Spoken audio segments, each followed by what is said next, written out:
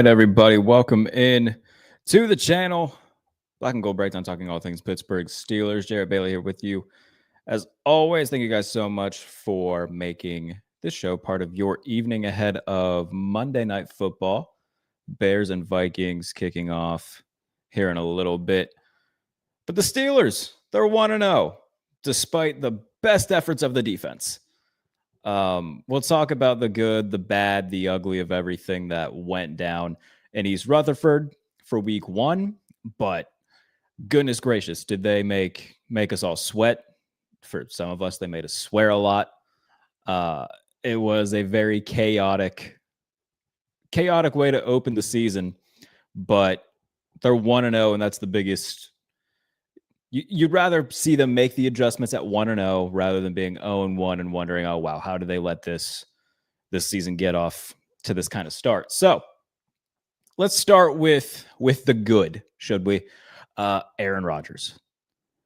In terms of what my expectations were, if you would have told me that Aaron Rodgers is leading the NFL in touchdown passes after week 1, I think all of us would have been pretty happy to hear that. And I think all of us would have also assumed that the Steelers rolled the Jets in that case, because very few people, if anybody, came into this week expecting, okay, yeah, Steelers Jets, that'll be the biggest shootout of the 1 o'clock window, and they'll put up 66 combined points. I don't think anybody was expecting that. And so if you would have told me, hey, Aaron Rodgers is going to throw 4 touchdowns, I would have expected, okay, wow, like a 34-10 win. That's a good way to start the year. Instead, Justin Fields, the Jets offense, had their way with the Steelers defense. We'll talk about that in a minute, but let's focus on Aaron Rodgers for a minute. We saw some vintage Aaron Rodgers, which was very exciting. After the 4th touchdown pass to Calvin Austin, I mean, he did like the trademark like fist pump thing when he was running. Seeing that got me like extremely hype. And, frankly speaking, it felt really good to see Aaron Rodgers play incredibly well and then, beat his former team, but also like the entire last few months, everybody and their mother has been talking about Aaron Rodgers like he's Osama bin Laden, and have just said nothing but like bad things about him on TV, podcast, radio, whatever it may be. And it's been incredibly frustrating to have to listen to that like day in, day out. Oh, Aaron Rodgers is this. He was going to stick with Aaron Rodgers. He's a bad guy, bad teammate, whatever. And all he did week 1 was play incredibly well, was the best player on the Steelers roster. And that is what propelled the Steelers to win. And if you would have told me that DK Metcalf, of the 4 touchdown passes, DK Metcalf wouldn't have had any of them, I would be surprised, but also like oddly encouraged. Because if the Steelers are putting up 34 points, but they're getting contributions from Ben Skoranek and a big game from Calvin Austin, Jonnu Smith having a touchdown, and Jalen Warren getting in the end zone. Like, spreading the wealth like that, I think most Steelers fans would be like, all right. Like, it's not DK Metcalf or bust completely. So Calvin Austin had a couple big catches. Jonnu Smith had the little trickery inside the red zone. And I thought Arthur Smith did a really good job. He called a tremendous game. And it was a perfect blend of, all right, there's going to be some trickery, some, Jonnu Smith stuff in the red zone. There's going to be some stuff over the middle. There's going to be some screens. But also, like, we're going to dial up some deep shots, and we're going to give our guys a chance to be explosive. And I thought all of that came together in a really good combination of things that, helped the Steelers put up 34 points. And so shout out to Art, who was in his bag offensively with the play calling. And Aaron Rodgers played well and now leads the NFL in touchdown passes after week 1, assuming J.J. McCarthy and Caleb Williams don't throw for 4. He'll be the lone leader after week 1, which, again, think all of us would have been very happy to hear coming into this week. Jalen Ramsey, the other good. Per PFF, he only allowed 6 yards in coverage. Obviously had the big hit on Garrett Wilson. And, there's another element of Jalen Ramsey that really comes in handy, and he's just a shit stirrer. We saw it earlier in the game. He forced a 15-yard penalty because he had the flop of all flops, and it worked. But when you got guys like that can just piss people off, it's the definition of you love to have him on your team, but you hate playing against him because he's just going to piss you off. And he pissed people off. And it worked out very well. So Jalen Ramsey, ginormous play, by far the biggest defensive play of the game, especially with how the defense played throughout the vast majority of the game. Seeing Ramsey just absolutely lay the wood to Garrett Wilson to close out the game, that was great to see. Chris Boswell, goes without saying, best kicker in football. Has been the best kicker in football for a few years now. A 60-yarder. Would have been good from 75, but he kicks a field goal from Maine, and it goes right down the middle and ends up being the decider for the Steelers. And, despite not getting in the end zone, DK Metcalf had a quality performance, had 2 really big catches. The first one on the first drive came on a 3rd down. He dropped a 2nd down pass. Aaron came right back to him. He got a big gain. And then I believe it was the first play of the 2nd drive, or perhaps the 3rd drive. They throw a screen to DK, and he gets a 31-yard gain that sets up a field goal. So 2 really big catches there. And obviously the 3rd one coming off of like the ricochet pass and catch on the Boswell field goal drive that banks off DK's hands, bangs off Jonnu Smith, falls back into the lap of DK Metcalf, and they get a 1st down, which gets them into field goal range. They didn't go much further than that. So overall, really nice performance from DK Metcalf. And frankly speaking, that felt like all of the great performances. TJ Watt had a few plays. He had a couple tackles for loss, but it's hard to highlight a lot of what the defense did well when so many of them just didn't do great. So let's talk about the defense, because it wasn't good. They allowed 394 yards of offense. Justin Fields looked like Steve Young, running all over the place, throwing all over the place, fitting the ball into tight windows over the middle of the field. Remember last year when we were told that he couldn't do that? He was doing it. And seeing that all afternoon, had they lost that game, would have been pretty damning to Mike Tomlin. And it still is, because he benched him in favor of Russell Wilson, who, by the way, go check how he did against the Giants if you haven't seen yet. 17 of 37. He's going to start next week. Brian Dable said that. But this is very damning for Mike Tomlin, even though they won, because it's very clear that Justin Fields is the better quarterback. They shouldn't have benched him to begin with, but, hard to cry over spilled milk when we're now in 2025 and, that this was last year. But Justin Fields played great. And honestly, I'm rooting heavily for Justin Fields. Rooting very heavily for him. And, there's no such thing as moral victories in the NFL. But for the Jets to come out, new head coach, new offensive coordinator, new starting quarterback, a lot of new pieces in important positions, to put up 32 against Pittsburgh, damn near win the game and start off 1-0. Like, Aaron Glenn and his group can come away feeling good about what they have. Justin Fields can come away feeling good about what he did. Protected the ball, didn't turn it over. Led scoring drives on the Jets' first 3 drives. So overall, the Jets played very well. But the Steelers' run defense was abysmal. Keanu Benton did not have a good game. We didn't see nearly enough of Y.A. Black, in my opinion. And that was something that I thought we would see more of, considering how he played in the preseason. But we didn't really see any of Y.A. Black until late in the second half. And coverage-wise, Respect to Darius Slay, man. He could get better. It's just week one. It's just one game. Darius Slay was the walking embodiment of Patrick Ewing in the Orlando Magic uniform. It wasn't good, man.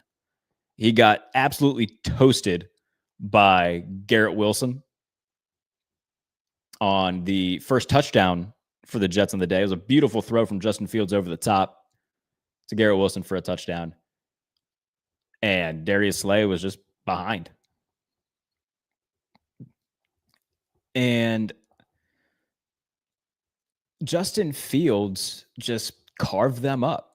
And running wise, they were running for what felt like, 7-8 yards a clip. The Steelers just didn't have an answer. But 394 yards of total offense. By the way, breaking news into Black and Gold Breakdown. The Philadelphia Eagles are trading for Jacksonville Jaguars running back Tank Bigsby. So after a lot of people thought Travis Etienne would be the one to get traded, Tank Bigsby is actually the one getting traded. So there you go. Maybe that affects your fantasy team. I think I actually have Tank Bigsby rostered. So might affect me a little bit. But the way that the Steelers played defensively, it was inexcusable. Inexcusable. And Ramsey had the hit late, made up for it. They escaped with a win. And frankly speaking, they're playing a Seahawks team who has a bad offense, did not show up to play good football against the 49ers. They have a receiver that is good. They have Jackson Smith and Jigba. That is who they're going to throw the ball to. And I'll talk about this a little bit later on in the preview show for the Seahawks game. But that's going to be basically, if the Seahawks win, it's because JSN went off for 12 catches and a $140. They don't have anybody else on that team that should carve up the Steelers. But I said the same thing about the Jets. And then Braylon Allen ran it down their throats for 3 hours. So we'll see. But the Seahawks are a worse team than the Jets. There's a lot that needs cleaned up.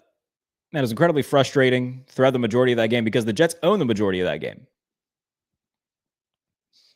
And Mike Tomlin looked very foolish for a large part of it. Again, had the Jets won, that is a hard handshake at midfield between Tomlin and Fields. All right, yep, got rid of you, and you beat us. First game, not with us. Have a good one.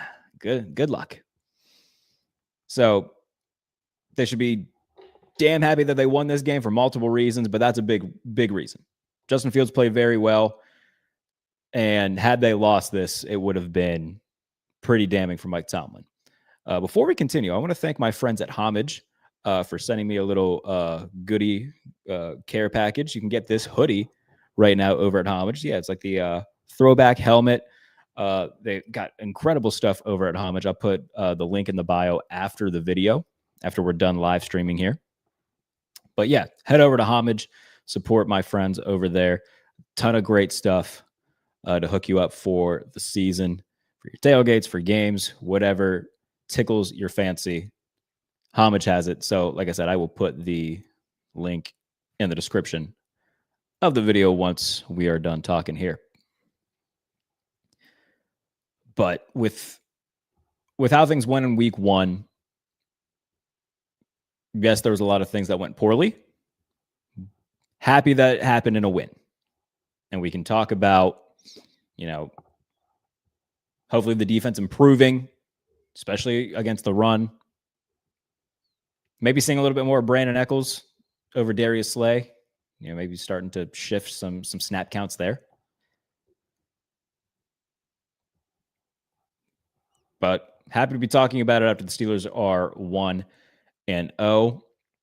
And a report coming out today from Mike Florio that they could be adding another piece, or are trying to. And of course, they are rumored to be in on a receiver. And it is none other than Tyreek Hill of the Miami Dolphins.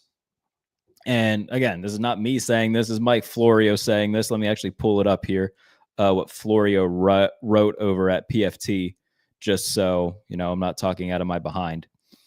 But the Steelers were named as one of two teams that are legitimately interested or teams to watch for Tyreek Hill. The other one, obviously, being the Kansas City Chiefs, which all of us, I would say, fully expect that to be where he lands, is going back to Kansas City. Just makes too much sense. And I think if you ask Tyreek where he wanted to go, he would say Kansas City. So I don't think the Steelers are going to do this. But regardless, Florio, right, there's already chatter in the aftermath of Sunday's win over the Jets that the all-in Steelers could go even more all-in by making a move for Hill. Pittsburgh already has receiver DK Metcalf, who's making $30 million per year on a 5-year deal, but the Steelers don't have a clear-cut number two.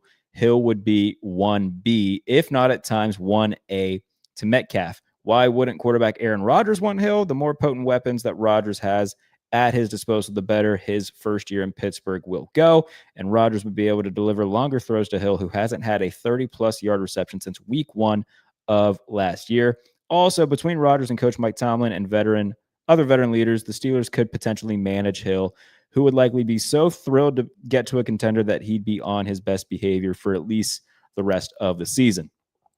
So, again, I think all of us expect Tyreek to go back to Kansas City. I think the Chiefs are more, I shouldn't say desperate to make the move, but you look at their receivers right now. Xavier Worthy's hurt. Rashee Rice is suspended. They are 0-1 and playing the Eagles this week. If they get to 0-2, I mean, that's a move that they make probably like during the game. Is they're calling Chris Greer, they're calling Stephen Ross in Miami and say, well, let's just get this done. And they're a team, by the way, who would easily be like, yeah, we'll give you a 1. We don't care. Because like, what holes do the Chiefs have that can't be filled like later on in the draft? They, talk about Mahomes and all the stars on the team that have helped their dynasty. 99% of those guys have been homegrown talents. And the reason that they were so willing to get rid of Tyreek Hill is because they believe in their ability to draft. And they've won 2 Super Bowls since getting rid of Tyreek Hill. But they traded away L'Jarius Sneed. That's fine. They still have Trent McDuffie, who's played incredible and been an all-pro. Karlaftis, Chris Jones. All of their big-name stars have been homegrown guys. So I think if you're the Chiefs, you say, yeah, we believe in our ability to draft. This isn't going to kill us. We need somebody who can help put us back over the top and make us explosive again. Why not bring back Tyreek Hill? Do I think it would cost them a 1? Probably not, just because of Tyreek's age and the injuries that he's had over the past couple of years. But, for a team like Kansas City, would they be willing to say, yeah, we'll overpay and give, a 2? Maybe. Especially if it means that, getting Tyreek Hill and it would certainly help their chances of getting back to a Super Bowl. So that's something to pay attention to. Again, I don't think the Steelers are going to be the team to do this, mostly because they've been connected to like every big name receiver for the past 13 months. And the only thing that's come of it is DK Metcalf. Not to say that I'm disappointed that they've got DK Metcalf, but for all the names that they've, reportedly reached out to, whether it be the whole Brandon Ayuk thing last year that just resulted with him staying in San Francisco. They reportedly reached out to Chris Olave. Last year, they reached out to Cortland Sutton ahead of the draft. Nothing came of that. There's been so many moves that they've almost made or, reportedly been in on, but it went nowhere. I'm not going to expect this to be any different. Brandon says, I think the only way they trade for Hill is if it's like a 4th or a 5th.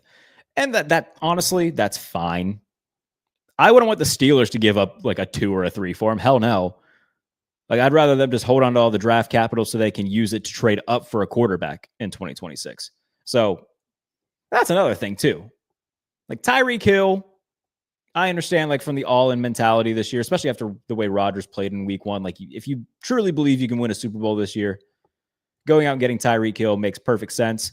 But there should certainly be a limit on what you're willing to pay to get him. Because you got to get a quarterback next year.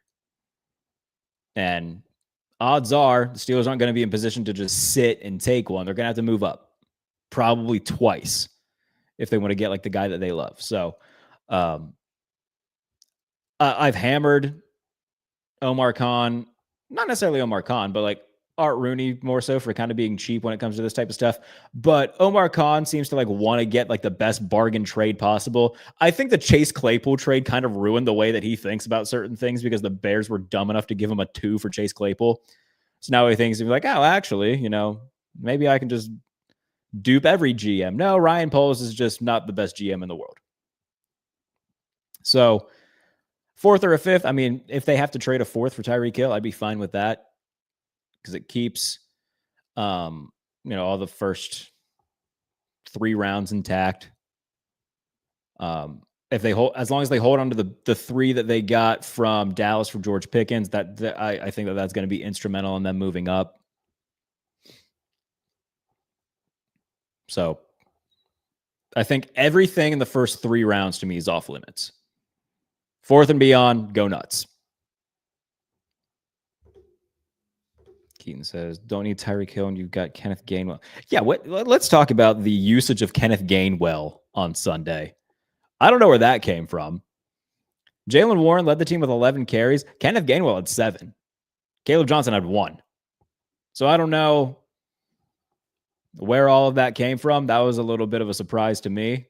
I didn't expect Kenneth Gainwell to be like a huge part of what the Steelers are doing offensively, but he was. For like the first half, he was the feature runner. I don't know if something happened like behind the scenes where Jalen Warren was being quietly punished, but yeah, that was odd. That was odd. So yeah, I don't expect the Steelers to trade for Tyreek Hill. I don't think many people do.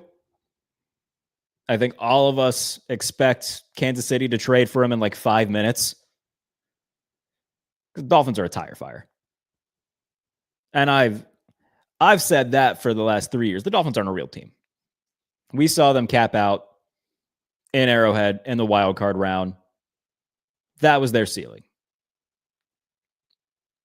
And now we're seeing, Tua just had 3 turnovers against the Colts.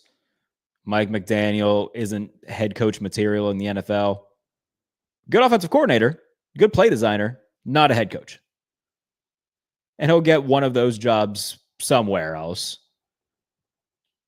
as a senior offensive assistant or offensive coordinator somewhere. Don't think he's a head coach in the NFL. And so if you're the Dolphins, trade Tyreek Hill, get some draft capital, see if it'll help you trade up for your next quarterback because God knows Tua is not going to be there.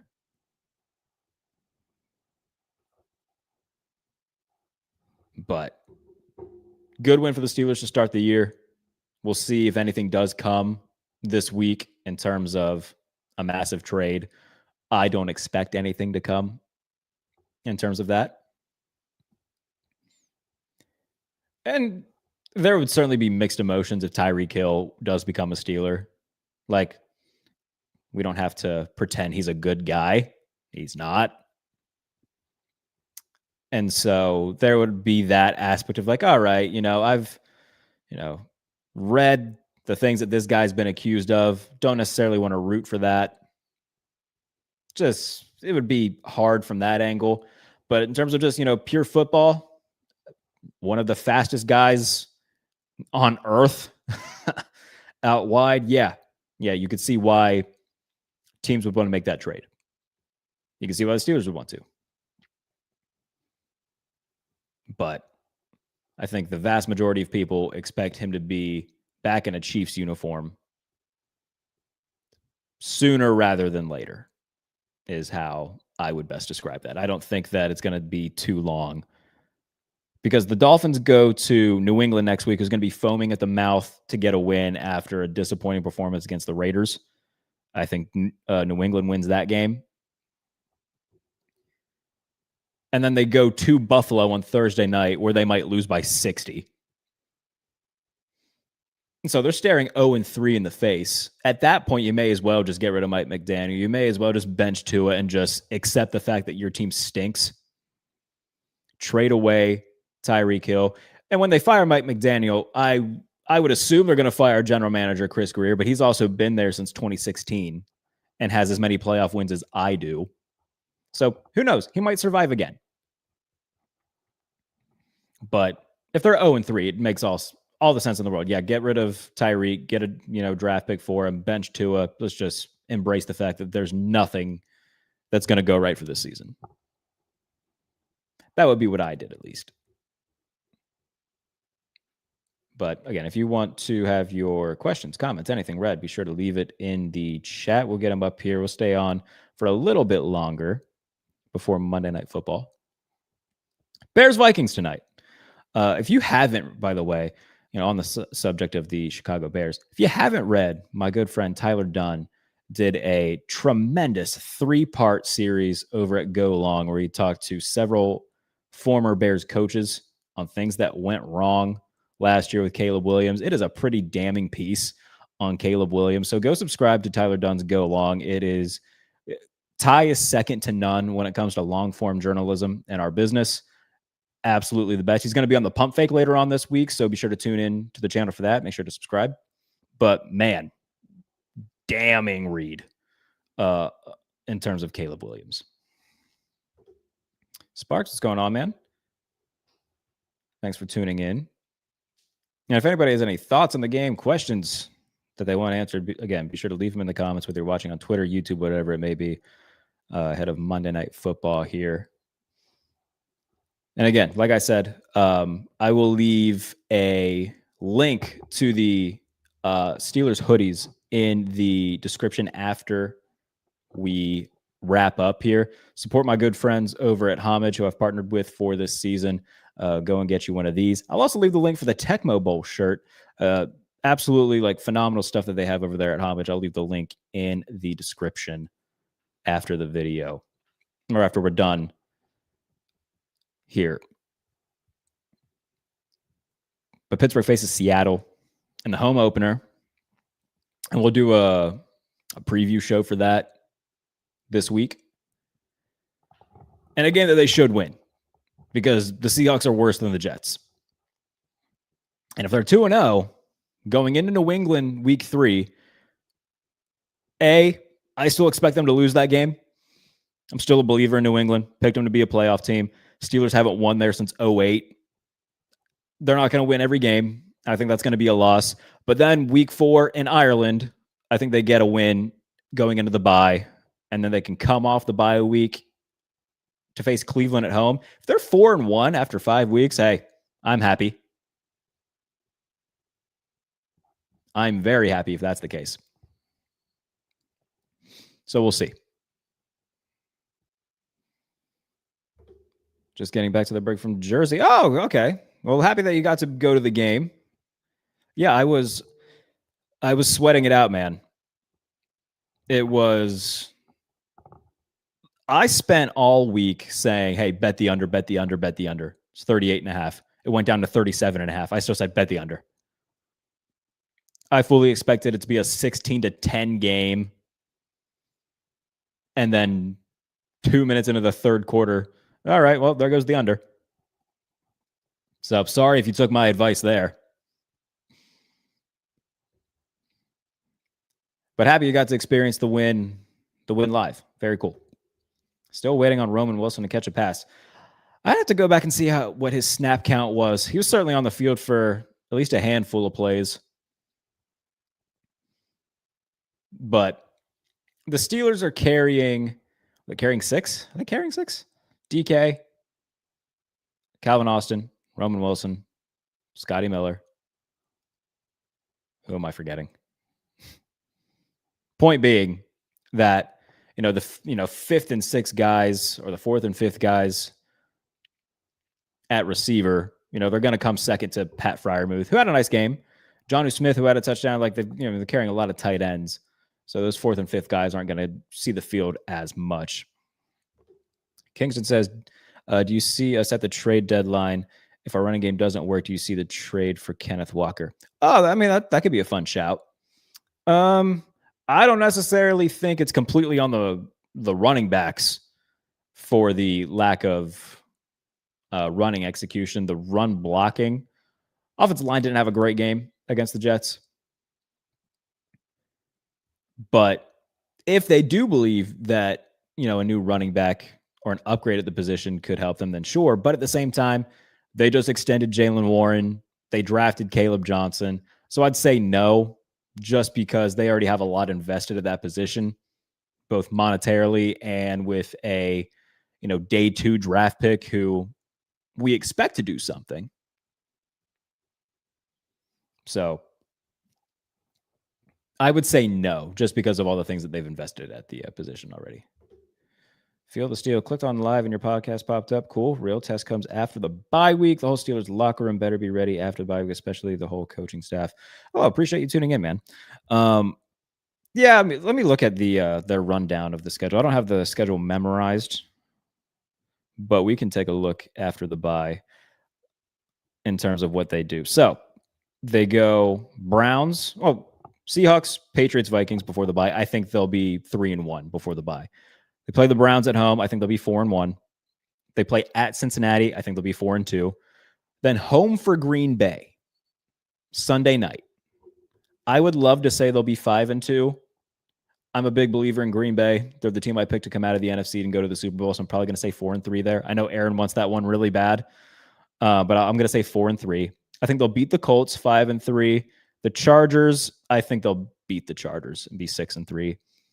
They'll split with the Bengals and be 7-3. Beat the Bears and be 8-3. Lose to Buffalo, Baltimore, be 8-5.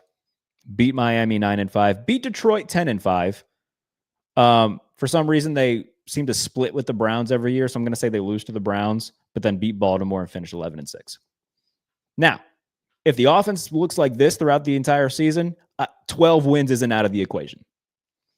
I don't think it'll happen, but greater than 0 chance it happens.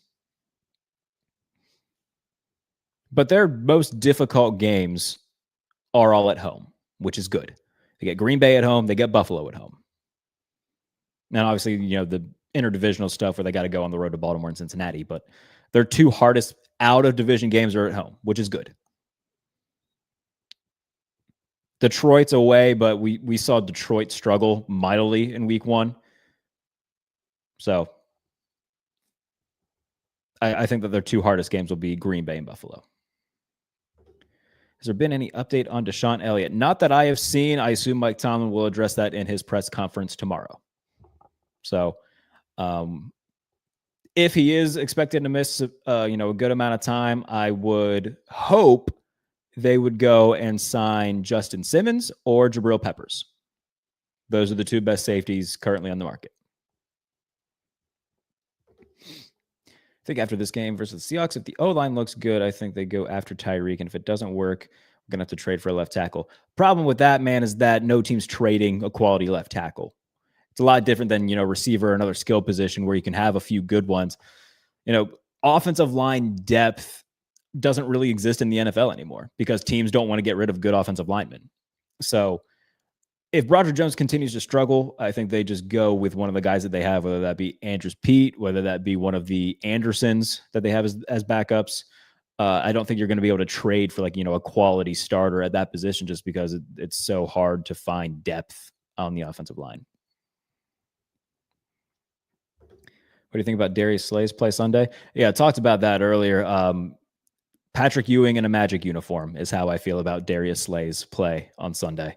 Hope he improves, but wasn't good. Was not good. To his defense, there's a lot of guys that weren't very good. Keanu Benton, not a good game. He was pushed around. So that, those types of things are concerning. But I'd almost rather have it be that way where the defense struggles and the offense plays great because I believe in the defense's ability to improve more than I would if the offense just looked horrible. That's why I put Steelers coaching staff. Will they be making great or bad adjustments as season goes? We'll see. It seems to be in the final month of the year where things usually just fall apart. If they can avoid that, then I think they'll be in good shape. Noah says, Harmon coming back will be huge. That's a good point. Didn't have Derek Harmon. Steelers really need to look at Christian Wilkins, run-stuffing monster. I don't hate that idea, especially if they're, embracing this whole all-in thing. So that's another name to consider. I agree there. It's a good shout. We'll see, though. We'll find out soon enough. But I think that's a good place to leave this. Again, Monday Night Football about to kick off. Guys, if you're watching on YouTube, please be sure to subscribe to the channel if you're not already subscribed, not just for the Steelers content, but my national podcast, The Pump Fake, which you can check the complete week one recap with Mike Tanier that we did earlier. So go and check that out on the channel as well. Listen to The Pump Fake wherever you get your podcast. I appreciate y'all for tuning in. We haven't done this in a while because I've been the host of Believe in Steelers, but I'm bringing this back because I enjoy this aspect of it. I want to keep growing the YouTube channel, growing the YouTube community. And you guys seem to typically show up for this, and it means a lot to me. So thank you. I hope you subscribe to the channel and keep coming back.